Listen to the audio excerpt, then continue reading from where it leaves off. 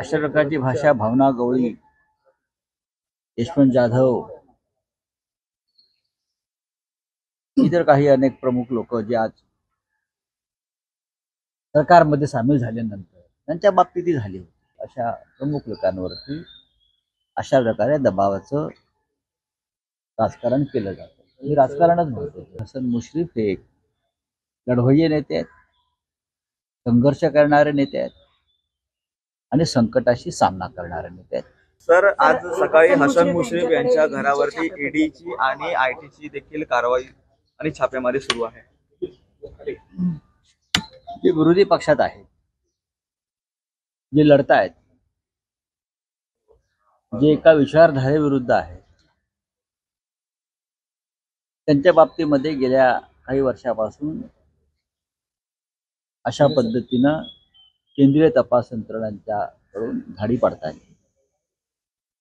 आपण पाहिलं असेल अनेकांना अटकाई झाल्या देशभरामध्ये. त्यात मीही होतो. अनिल देशमुख, नवाब मलिक, हसन मुश्रीफ यांना तुरुंगात टाकण्याची भाषा काही लोकांनी केली होती भाजपच्या. खरं म्हणजे अशा प्रकारची भाषा भावना गवळी, यशवंत जाधव, इतर काही अनेक प्रमुख लोक जे आज सरकारमध्ये सामील झाल्यानंतर त्यांच्या बाबतीतही झाली होती. त्यांना दिलासा मिळतो आणि जे विरोधी पक्षात आहेत अशा प्रमुख लोकांवरती अशा प्रकारे दबावाचं राजकारण केलं जातं. हे राजकारणच म्हणतो. तर मला माहिती आहे की हसन मुश्रीफ हे एक लढवय्ये नेते आहेत, संघर्ष करणारे नेते आहेत आणि संकटाशी सामना करणारे नेते आहेत आणि ते या सगळ्या संकटातून सुखरूप बाहेर पडतील. आम्ही सगळे त्यांच्या पाठीशी आहोत. सर, राज ठाकरे यांनी की काल सुनावणी होईल, परंतु आता पुन्हा सुनावणी का सुनावणी झाली, सुनावणी होईल असं जे म्हणतात असं नाही. काल सुप्रीम कोर्टामध्ये मी स्वतः होतो, मी पाहिलंय.